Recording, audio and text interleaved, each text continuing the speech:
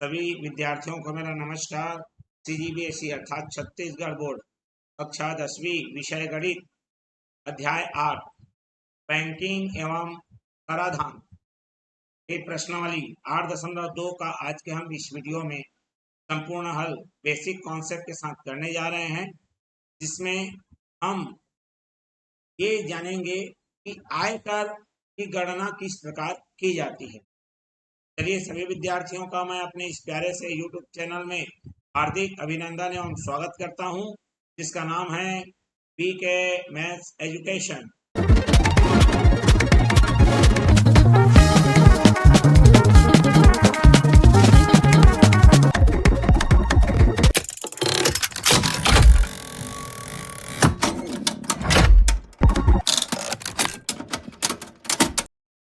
सबसे पहले इस जो प्रश्नावली है उसके बेसिक को समझेंगे, क्योंकि आयकर जो गणना है वो हमारा स्टेप बाय स्टेप चरणबद्ध तरीके से हल होता है। तो क्या क्या चरण हमको अपनाने पड़ेंगे ये हम जानेंगे। जो विद्यार्थी इससे पहले वाला प्रश्नावली का वीडियो नहीं देखे हैं या पुराने अध्यायों का वीडियो नहीं देखे हैं, उनके लिए लिंक डिस्क्रिप्शन बॉक्स में अवेलेबल है। साथ ही साथ जो चैनल में नए हैं, चैनल को सब्सक्राइब कर बेल आइकन नोटिफिकेशन ऑन कर लीजिए, क्योंकि इसी तरह से आपके वीडियो आते रहेंगे आगे भी। वीडियो को अंत तक जरूर देखिए। वीडियो पसंद आए तो लाइक करिए और ज़्यादा से ज़्यादा इसे शेयर कर दीजिए। तो चलिए मैं शुरुआत करता हूँ। क्या क्या हमको हमारा बेसिक है इस प्रश्नावली को बनाने के लिए और प्रश्नों को बनाना कैसे है, यहाँ पर हम लोग देखते हैं। सबसे पहले हमारा जो उसका बेसिक है, तो हमारा आज का जो टॉपिक है वो है आयकर गणना या आयकर की गणना।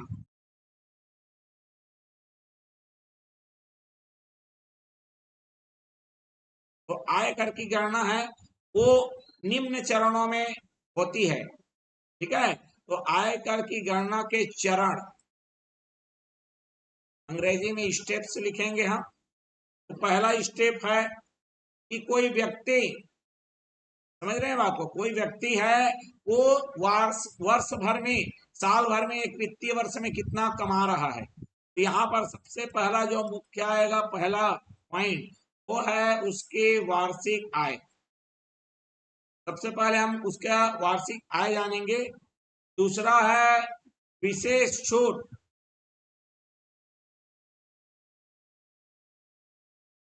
विशेष छूट का मतलब जैसे कि प्रधानमंत्री, मुख्यमंत्री राहत कोष, या फिर किसी वृद्धाश्रम में या अनाथ आश्रम में यदि कोई दान वगैरह कर रहा है तो वो विशेष छूट के अंतर्गत आएगा, ठीक है।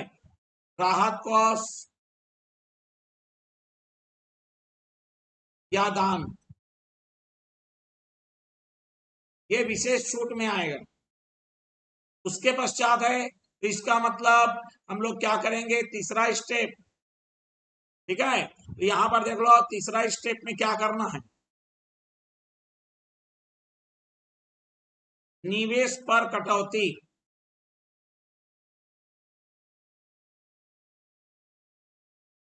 निवेश पर छूट या कटौती।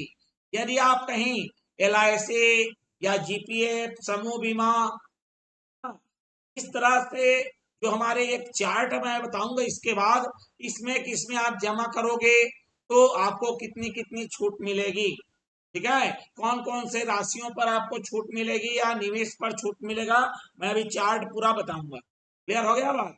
तो चलिए, निवेश पर छूट, ये और अलग से छूट मिलेगा जिस पर हमको टैक्स नहीं देना है। क्लियर हो गया बात। तो हम क्या करेंगे, देखो, वार्षिक आय, ठीक, ये हमारा छूट है, इस पर हमको टैक्स नहीं देना है, इस पर भी हमको टैक्स नहीं देना है, ठीक है। चौथा स्टेप आता है, वो है मेरा कर योग्य आय, माने वो पैसा जिस पे हमको एक्चुअल में टैक्स देना है। तो हम क्या करेंगे, पहला स्टेप में जो है उसको दूसरे स्टेप से क्या करेंगे, माइनस कर लेंगे, और जो बचेगा, समझ रहे बात को, जो बचेगा उसको तीसरे स्टेप में जो आया रहेगा उससे फिर से क्या करेंगे, माइनस करेंगे। ये जो निवेश पर जो छूट है इसकी अगर सीमा निर्धारित कर दी गई कि इतने लाख तक का ही आपको छूट मिलेगा, चाहे आप कितना भी जमा करो, तो प्रश्न के अनुसार थोड़ा सा बदल जाएगा। प्रश्न में हम देखेंगे उसको अलग तरीके से। ठीक है, चलिए पांचवा स्टेप है आयकर गणना।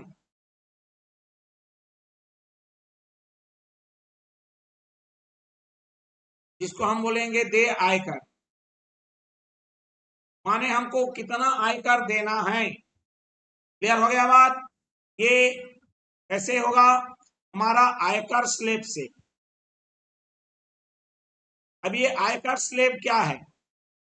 देखो, आपको आप सारे छूट, ये छूट वो छूट जितना भी छूट है उसको टोटल छूट को गणना करके आप क्या करेंगे, कर योग्य है, मतलब किस पैसे पर आपको टैक्स देना है। उसके लिए आपको सारणी रहेगा कि इतना लाख तक कमाओगे तो इतना छूट मिलेगा, इतने लाख तक कमाओगे तो इतना परसेंट टैक्स देना पड़ेगा, इतने लाख तक कमाओगे तो इतना परसेंट टैक्स देना पड़ेगा। तो इस तरह से वो एक चार्ट रहता है स्लेब, उसी चार्ट को देख कर के हम क्या करते हैं, हमको कितना टैक्स देना है ये डिसाइड होता है। ठीक है, जब प्रश्न करेंगे सारी चीजें समझ में आएगी। पहले मैं स्टेप्स को समझा देता हूं। छठवां है हमारा शिक्षा उपकर।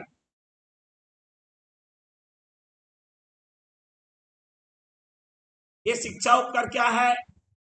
ये देय आयकर पर लगता है। ये अलग से और लगेगा 3% का, जो दिया रहता है आपके बुक में। ठीक है, उसके बाद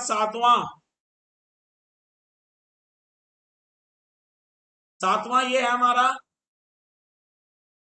कि यदि कभी कभी ऐसा होता है कि कोई कर्मचारी अपने हर महीने इनकम से थोड़ा थोड़ा क्या होता है कटौती करवाते रहता है, उसको बोलते हैं अग्रिम कटौती। ये हर प्रश्न में नहीं दिया रहता है, किसी विशेष प्रश्न में दिया रहेगा। क्लियर हो गया बात? अच्छा, यहाँ पर एक और स्टेप हमारा आएगा अग्रिम कटौती से पहले। ठीक है, अग्रिम कटौती जो है उससे पहले हमारा एक और स्टेप आएगा, और उस स्टेप को हम बोलेंगे कुल देय आयकर। देय आयकर हो गया। कुल देय आयकर क्यों बोलेंगे? क्योंकि हमारा शिक्षा उपकर उसमें जुड़ेगा। ठीक है, चलिए तो मैं यहां पर लिख देता हूं कुल देय आयकर। तो यहां पर देय आयकर में जोड़ना है किसको? शिक्षा उपकर को, या पांचवा स्टेप को छठवा स्टेप से जोड़ देना है। अब आता है मेरा आठवां। आठवां में क्या होगा? वैसे कुछ कर्मचारी क्या होते हैं, कुछ अपना थोड़ा थोड़ा पैसा टैक्स के लिए अग्रिम रूप से, है ना, कटौती करवाते रहते हैं। ये अग्रिम कटौती आ गई, तो जितना कट चुका है उसको छोड़कर अंतिम माह में क्या करना है, हमको अंतिम माह में कुछ ही पैसा देना पड़ता है। तो अंतिम माह का देय आयकर बराबर, इसको निकालने के लिए क्या करेंगे, जो मेरा सातवां स्टेप है उसमें आठवां स्टेप को क्या करेंगे, घटा देंगे। मतलब जितना आपको देना है और जितना आप पहले दे चुके हो दोनों को घटा दोगे। ये यहाँ पर मेन क्या है, 6 स्टेप होते हैं, लेकिन जो बीच बीच में मैं बताया हूं वो विशेष किसी प्रश्न में आएंगे, हर प्रश्न में नहीं आएंगे। ठीक है, इसीलिए मैं मुख्य आप 6 चरण ही लेके चलो। वार्षिक आय, निवेश पर कटौती, फिर कर योग्य आय, फिर आयकर गणना, शिक्षा उपकर और कुल देय आयकर। यही हमारा मेन रहेगा। क्लियर हो गया? और बाकी तो विशेष परिस्थिति वाले हैं। अब मैं आपको दिखा देता हूं कि ये जो है कहां कहां पर आप पैसा जमा करोगे या निवेश करोगे तो आपको छूट मिलेगा। तो सबसे पहले जीवन बीमा पॉलिसी, जिसको LIC बोलते हैं, जानते होंगे। यूलिप में अगर जमा करोगे तो भी, सामान्य भविष्य निधि जिसको अंग्रेजी में GPF बोलते हैं, यदि आप गृह ऋण ले रहे हैं, होम लोन, गृह ऋण का मतलब होता है होम लोन, होम लोन लोगे तो भी छूट मिलेगा। बच्चों का जो शिक्षा शुल्क है उस पर मिलेगा। यदि आपने सावधि जमा किया है, इससे पहले वाले एक्सरसाइज में पढ़े हैं, जिसको अंग्रेजी में फिक्स डिपॉजिट बोलते हैं, ठीक है, निश्चित समय के लिए फिक्स डिपॉजिट कर दिया तो आपको आयकर में छूट मिलेगा। यदि आप समूह बीमा करते हैं या परिवार कल्याण निधि में कुछ अंशदान करते हैं, जमा करते हैं, तो भी आपको क्या मिलेगा, छूट मिलेगा। तो ये जो आपके बुक में दिया गया है वो आपको मैं बताया हूं, ठीक है, कि इन राशियों पर प्रश्न अगर ऐसा दिया है तो आपको छूट मिलेगा, निवेश पर छूट, ठीक है। तो चलिए अब बढ़ते हैं प्रश्नों को कैसे हमको समझना और बनाना है। तो ये रहा हमारा पहला प्रश्न, इसमें लिखा है एक वित्तीय वर्ष 2013 की बात है, शासकीय कर्मचारी कितना कमा रहा है, 4,10,000 साल भर में, और ये क्या कर रहा है, 4,000 रुपए अपने जीपीए अर्थात भविष्य निधि में जमा कर रहा है, 24,000 रुपए जीवन बीमा प्रीमियम मतलब LIC में जमा कर रहा है, 25,000 रुपए का राष्ट्रीय बचत पत्र खरीदा, इसमें ये भी हमारा छूट में आएगा।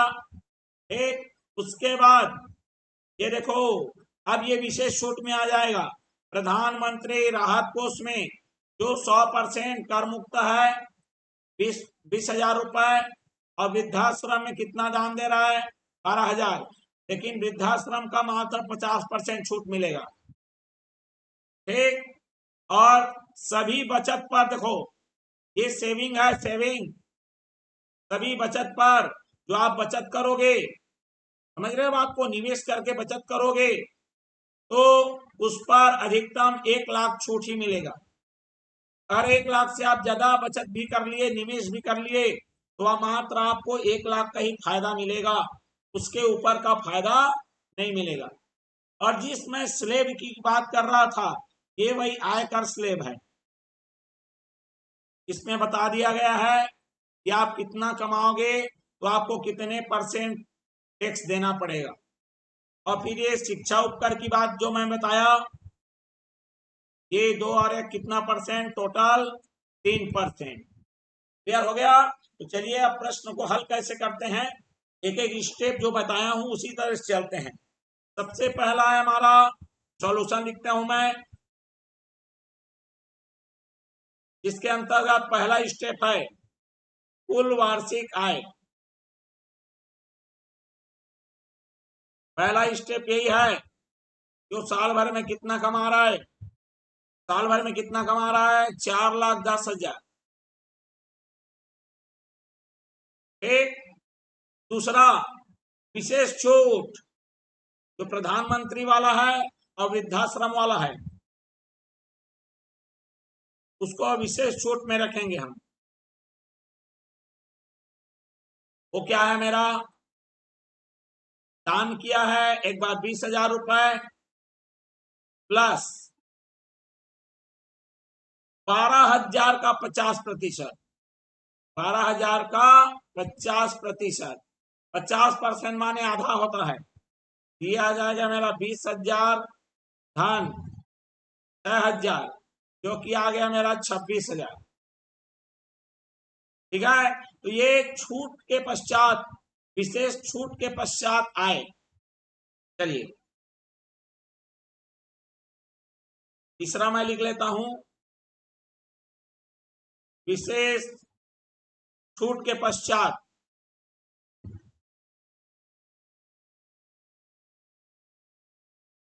आए, ये हो जाएगा मेरा 4,10,000 रुपए कमा रहा था, इसमें 26,000 घटाना है आपको, तो कितना बचेगा, 0000000, 3 बार 0 तो लगेगा ही। फिर हमारा आ गया 10 में से 6 गया तो 4, और 10 में से 2 गया तो 8, और ये 3, मतलब 3,84,000 अभी टैक्स देने वाले आ रहे हैं, आए आ रहे हैं। लेकिन इसमें भी और बचत वाला छूट, ठीक है, या निवेश पर जो छूट है या कटौती है, उसको ले लेते हैं चौथे स्टेप में। मतलब कहीं कहीं जमा किया है तो यहां पर निवेश पर छूट, ठीक है, निवेश पर छूट या बचत राशि या सेविंग जो हमारा लिख सकते हो, है ना, बचत लिख सकते हो, या निवेश पर कटौती, ठीक है। तो निवेश पर कटौती है, उसमें कुछ कुछ दिया गया है। पहला क्या क्या लिया गया भैया, देखो आप ए नंबर, ठीक है। तो पहला हमारा है, यहां देख लो, भविष्य निधि, लेकिन महीना महीना जमा कर रहा है, इसको साल भर का बनाने के लिए 12 से गुणा करेंगे। ये 4,000, 24,000 और 25,000। चलिए मैं लिखता हूं यहां पर भविष्य निधि, इसको शॉर्ट में लिख देता हूं मैं जीपीए। 4,000 गुणित 12, जो कि कितना आ गया मेरा, 48,000। बी LIC, LIC में कितना जमा कर रहा है भैया, ये साल भर का जमा कर रहा है LIC में 24,000, ठीक है। और से राष्ट्रीय बचत पत्र, ठीक है। तो NAC, इसको शॉर्ट में बोलते हैं नेशनल सेविंग सर्टिफिकेट, राष्ट्रीय बचत पत्र, ठीक है। इसमें जमा किया है उसने 25,000 रुपए। चलिए कुल बचत,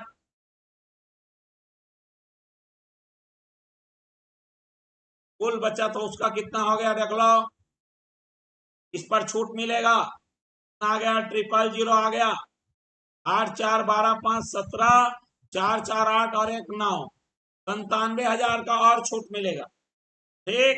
तो चलिए अब ये जो छूट है उसी को बोलते हैं कर योग्य राशि, मतलब जिस पैसे पे हमको टैक्स देना है। तो चलिए मैं पांचवा स्टेप लिख लेता हूं,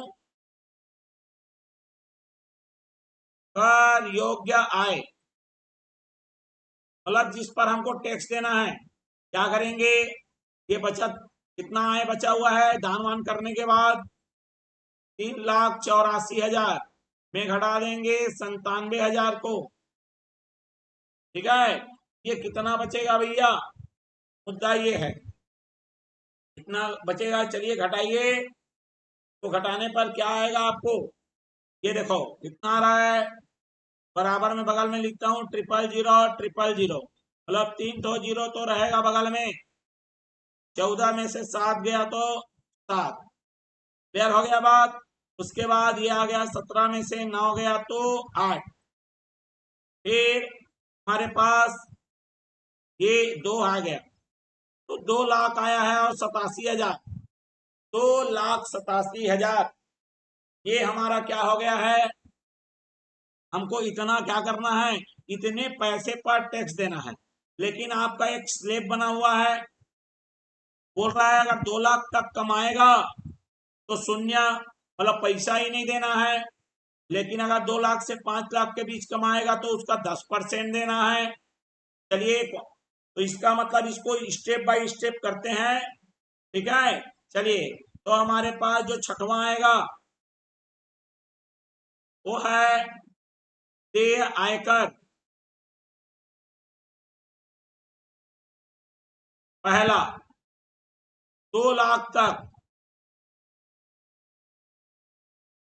कुल मिला के उसको कितना देना है, 2 लाख तक शून्य। दूसरा बोल रहा है 2 लाख से अगर जितना ज्यादा है उसका 10%, 2 लाख तक कमाई है तो कुछ नहीं लगता। लेकिन ये 2 लाख से ज्यादा कमा रहा है, कितना कमा रहा है, इतना कमाएगा ज्यादा, 2 लाख से 5 लाख के बीच उसका 10%। तो ये हम लोग घटाएंगे 2,87,000 में 2 लाख रुपए घटा देंगे,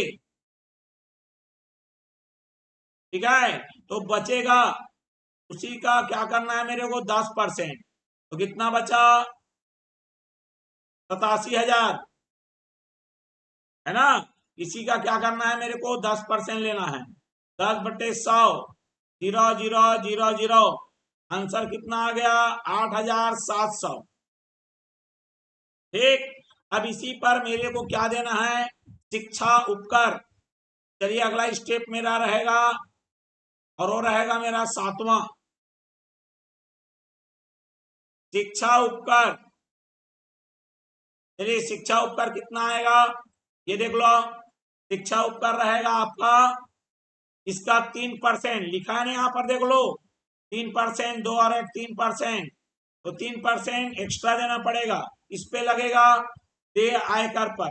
चलिए देय आयकर हमारा कितना है, 8700 का 3% माने कितना आ गया, 8700 गुणित 3/100, 00 से 00 कैंसल, 7 या 21 का 1, हासिल आया 2, 8 या 24 और 2 26, मतलब इतना रुपया और देना पड़ेगा।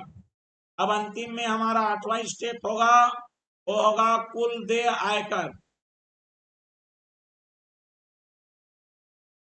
मतलब जो हमको अब टोटल देना है, क्या मिला के देना है भैया, हमारा आयकर जो था 8700, इसमें जो मेरा शिक्षा उपकर है 261, उसको जोड़ना है और ये आ जाएगा 8961। कहीं गलती तो नहीं कर दिए, 7 या 21 2, 8 या 24 और 2 26, 7 या 21 का 1, 8 या 24 और 2 26, क्लियर। चलिए इस तरह से हमारा ये आयकर का गणना हुआ है, जो कि आया है मेरा, कितना आया है, 8961, ये आया है। क्लियर हो गया बात। चलिए बेहतरीन तरीके से, अब इसी तरह से एक चीज तो समझ में आ गया होगा। अब फटाफट दूसरा आगे करते हैं। प्रश्न क्रमांक दूसरा में देखो, नवीन का वित्तीय वर्ष, टोटल मैं यहाँ शॉर्ट में पढ़ रहा हूँ, 7,20,000 रुपए है। LIC में 4,000 रुपए महीना जमा करता है, 20,000 रुपए वार्षिक जीवन बीमा और 30,000 रुपए राष्ट्रीय बचत पत्र। अनाथ आश्रम में 15,000 दान करता है, इसका 50% ही कर मुक्त है। आयकर की गणना करनी है। चलिए बोल रहा है, देखो सभी बचत 1 लाख रुपए तक कर मुक्त है, मतलब यदि 1 लाख से अगर ज्यादा आप कमा रहे हो, सॉरी बचत कर रहे हो, तो आपको 1 लाख का ही छूट मिलेगा। चलिए इसको हल करते हैं फटाफट। चलिए तो हमारा यहाँ पर क्या दिया हुआ है, सबसे पहले सॉल्यूशन लिखता हूं। पहला स्टेप, कुल वार्षिक आय,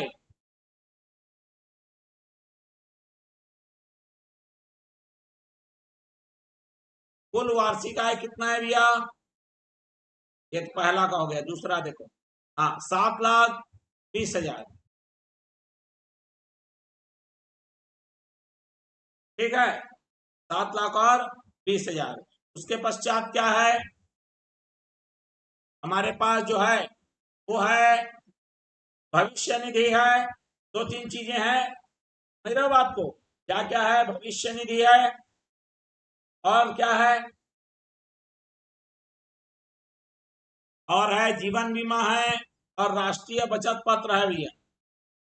समझ रहे हो बात को, इतने सारे चीज कर रहा है वो, तो इस पर हमको क्या मिलेगा, बचत पर छूट, ठीक है। बचत करने पर क्या हो रहा है, हमारा जो छूट है वो हम लोग देख रहे हैं यहाँ पर। चलिए तो मैं यहाँ पर उसी को लिखता हूं, क्या क्या मैं किया है, भविष्य निधि, ठीक है, GPA।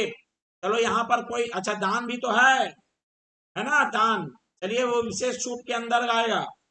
दूसरा विशेष छूट,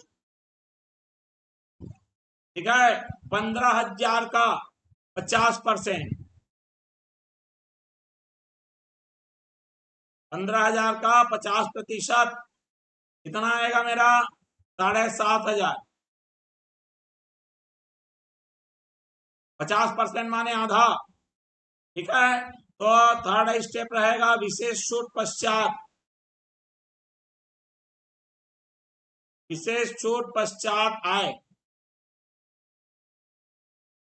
घटाना पड़ेगा, 7,20,000 में मेरे को 7500 घटाना पड़ेगा। कितना आ गया? 0000 2 जीरो आएगा। 10 में से 5 गया 5, 9 में से 7 गया 2, और ये आ गया 1, और ये आ गया 7। 7,12,500। ठीक, चलिए फोर्थ स्टेप क्या है? बचत पर छूट। बचत या निवेश पर क्या मिलेगा? छूट मिलेगा। क्या बोलेंगे? कटौती। बराबर पहला कहां पड़ता है? और जीपीएफ। जीपीएफ में क्या कर रहा है? 4,000 रुपए है ना, जो हमारा सामान्य भविष्य निधि है ना, उसमें 4,000 12 महीने के लिए, तो 12 चौक कितना हो गया उसका? 48,000। बात समझ में आ गया? उसके बाद देखो LIC में 25,000, LIC में मेरा सॉरी LIC में 20,000 और 30,000 राष्ट्रीय बचत पत्र, 20 और 30। ठीक है, चलिए LIC में मेरा 20,000 और जो राष्ट्रीय बचत पत्र है जिसको NSC नेशनल सेविंग सर्टिफिकेट बोलते हैं, वो आ जाएगा मेरा 30,000। अब ये कुल देखो, कुल बचत कितना हो गया? ये आ गया 30, 20, 50, 40, 90 और 8, 98 है। ठीक, कितना आपको छूट मिल रहा है? चलिए तो हम लोग लिखेंगे कर योग्य आय, मतलब ऐसा पैसा जिसमें हमको टैक्स देना है। 5वां स्टेप में लिखेंगे कर योग्य आय, मतलब वो पैसा जिसपे हमको टैक्स देना है। तो देखो विशेष छूट के बाद कितना था? 7,12,500, जिसमें माइनस करना है 98,000 को। अगर यही 1,00,000 का छूट होता है तो सीधा 1,00,000 6,12,500 आ जाता, लेकिन हमारा और कम है ये। ठीक है, तो ये आ जाएगा, कितना आएगा? 6,14,500, 2,000 एक्स्ट्रा, क्योंकि 2,000 कम कट रहा है, तो यहाँ पर आएगा 6,14,000 और कितना? 500। क्लियर हो गया? 2 जीरो 2 जीरो देख लो, 5 का 5। ठीक है, 12 में से 8 गया तो 4, और ये आ गया 10 में से 9 गया तो 1, और ये 6। ठीक है, 6,14,500 आ गया, जिसमें हमको टैक्स देना है। अब इसका स्लेब देखो, मेन स्लेब है कि अगर 2 लाख तक कमा रहा है तो कोई आय टैक्स नहीं देना है। अगर ये 2 लाख से 5 लाख के बीच कमा रहा है तो 10% देना है, लेकिन इसकी कमाई तो 5 लाख से उभर है भैया, तो उसको 20% भी टैक्स देना पड़ेगा। क्लियर हो गया? तो हम लोग इसी स्लेब को कैसे जमाते हैं वो मेन चीज है। तो चलिए मैं जमा के बता रहा हूं मैं। ठीक, चलिए पहला ये 3 श्रेणी में आएगा भैया। ठीक, 2 लाख, 2 लाख से 5 लाख और 5 लाख से ओवर। ठीक, तो चलिए हमारा छठवां देय आयकर बोलते हैं उसे। पहला देय आयकर में हमारा है 2 लाख तक। 2 लाख तक मेरे को उसको कुछ भी पैसा नहीं देना है। बी 2 से 5 लाख तक, 2 से 5 लाख मतलब कितना लाख हो गया? इनका जो गेप है वो 3 लाख। समझ रहे हो बात को? उसका कितना परसेंट देना पड़ेगा? 10%। ये कितना आ गया मेरे पास? 3 लाख का 10%, माने 3 लाख गुणे 10/100। ठीक है, 3 लाख का 10% माने आपका कितना आ गया? 0,000,000। क्या आ गया मेरा? 30,000। ठीक, उसके बाद ये 5 लाख से भी ओवर कमा रहा है, तो 5 लाख से कितना ज्यादा कमाया है उसका 20% देना पड़ेगा। तो ये 3 स्टेप में आएगा, 3 स्लैब में। 5 लाख से अधिक, 5 लाख से अधिक, 5 लाख से कितना अधिक है तो हम घटा लेंगे। ठीक है, तो चलिए यहां पर घटाते हैं और उसी का लेना है कितना, 20%। तो 6,14,500 में मैं घटाऊंगा। ठीक है, कितना घटाऊंगा, 5 लाख को, ये 50 हो गया, 5 लाख, कितना बचा, 1,14,500, उसका कितना परसेंट, 20%। ठीक, 20% माने कितना आएगा जी, 1,14,500 गुणित 1,14,500 गुणित 20/100, 20 एकम 20, 20 पंचे 100, 5 एकम 5, 5 दूनी 10। ठीक है, 5 दूनी 10 और 5 निया 45 और डबल 0, ये आ गया मेरा 22,900। कितना आ रहा है, 22,900 आ रहा है। क्लियर हो गया बात, समझ में आ गया। चलिए 22,900। ठीक, अब यहां पर ऊपर में मैं लिखता हूं, देखो तो कुल हमारा यहाँ पर कुल आयकर, ये देखो 1, 2 और 3, मतलब टोटल अगर करेंगे, ठीक है, तो यहां पर मैं लिखता हूं कुल हमको कितना देना है, ये 30,000 देना ही है, 22,000 तो 52,900। ठीक, और इसी पैसे पर शिक्षा उपकर लगेगा।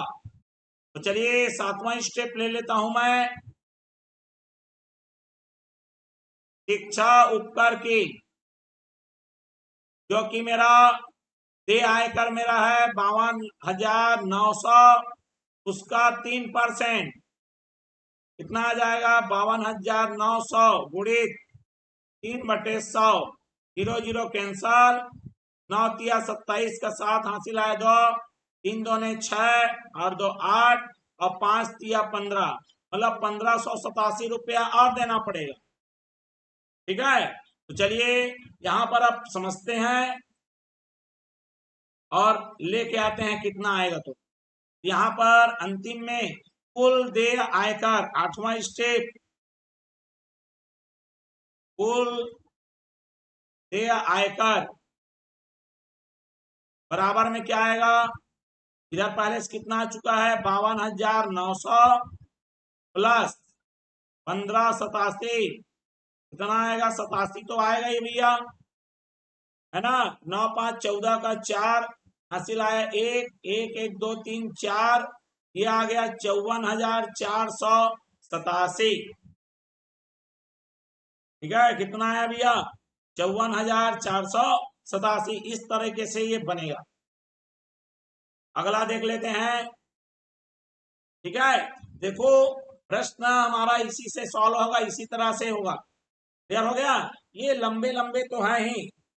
चलो तीसरा को देखो क्या बोल रहा है, जरा ध्यान से पढ़िए पहले प्रश्न को। प्रश्न कह रहा है हमसे, वित्तीय वर्ष 2008-9 की बात बता रहा है। 3 लाख कमाई थी, भविष्य निधि में 1,000 दिया प्रति महीना, 12,000 वार्षिक जीवन में, और 1.5 लाख तक कोई आयकर नहीं है बोल रहा है, पहले से बता रही है, इसमें स्लैब नहीं दिया है। और 1.5 लाख से यदि अधिक कमाएगा तो उसका 10% लगेगा। तभी बचत पर छूट की अधिकतम सीमा 1 लाख है। कितना भी पैसा जमा करो, 1 लाख से उधार जमा किए तो कोई मतलब का नहीं है, 1 लाख का ही छूट मिलेगा। जहां शिक्षा उपकर दिया है 3%, शॉर्ट है स्पीड में प्रश्न दे दिया है। चलो इसको ऐसे ही बनाते हैं। सॉल्यूशन, पहला स्टेप क्या है, कुल वार्षिक आय कितना कमा रहा है भैया, 3 लाख। ठीक है, दूसरा स्टेप, यहां कोई विशेष छूट नहीं है, बचत पर छूट बराबर ऑप्शन नंबर ए 1,000 रुपए। चलो लिख देता हूं मैं, फिर गड़बड़ आएगा नहीं तो। यहाँ पर ये दे रहा है जीपीए, है ना, 1,000 गुणित 12,000 हो गया भैया। ऑप्शन नंबर बी 12,000 जीवन बीमा, मतलब LIC में 12,000। ठीक है, और कुछ नहीं दिया है भाई, दो ही चीज बस दिया है, ज्यादा नहीं दिया है। कुल बचत 12 24,000। बात समझ में आ गया? कुल बचत कितने का कर लिया उसने? 24,000 का कर लिया। अब क्या करना है? थर्ड स्टेप में क्या करना है भैया? बचत के बाद क्या करते हैं हम लोग? घटाते हैं। ठीक है, तो बचत के बाद घटाने पर जो मिलता है उसको बोलते हैं कर योग्य आय। चलिए यहाँ पर कोई विशेष छूट नहीं है, चलिए तीसरा स्टेप में ही आएगा।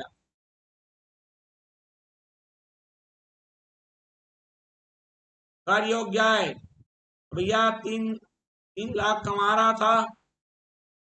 ठीक है, इसमें हमको क्या करना है? कितना छूट मिल रहा है? 24,000 का। 31,000 लिखा गया है, जीरो और लगेगा। चलिए 24,000, 3 जीरो तो रहेगा ही, 1 2 3, फिर 10 में से 4 गया तो 6, 9 में से 2 गया तो 7, कितना आ गया? 2,76,000। ठीक, अब ये हमारा चौथा स्टेप, दे आयकर।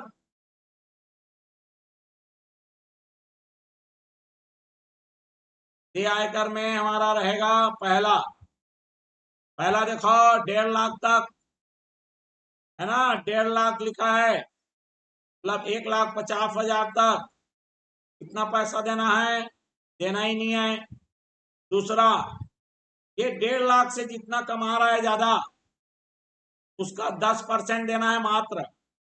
तो 1.5 लाख से ज्यादा कितना है? देखो 1.5 लाख से यदि इसका ज्यादा निकालोगे, ठीक है, तो ये आपको दिखेगा 1,26,000। देखो भैया ध्यान से समझना मेरी बात को, 1.5 लाख, तो 1.5 लाख इसमें घटाओगे माने 1,50,000, ये 1 लाख बचेगा 26,000। ठीक है, मतलब 2,76,000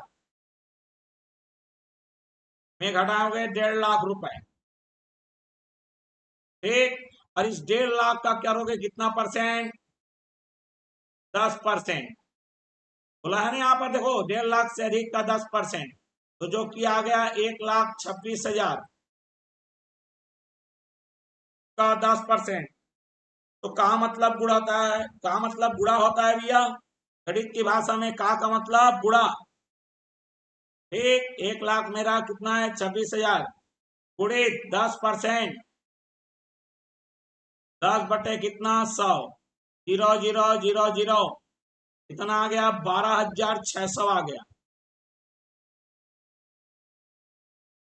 ठीक, अब 12,600 के बाद क्या करना है वो देखो, इसमें हमारा शिक्षा उपकर लगेगा 3%।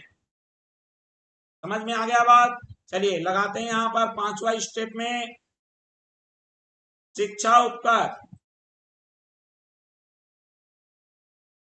शिक्षा उपकर किस पर लगता है? ये दे आयकर पर, मतलब 12,600 का 3% माने 12,000 और 600 का 3% माने 3/100, 0 0 कट जाएगा और ये आएगा 26 तिया 12 तिया 36, है ना, और 1 37, 378 रुपया एक्स्ट्रा लगेगा।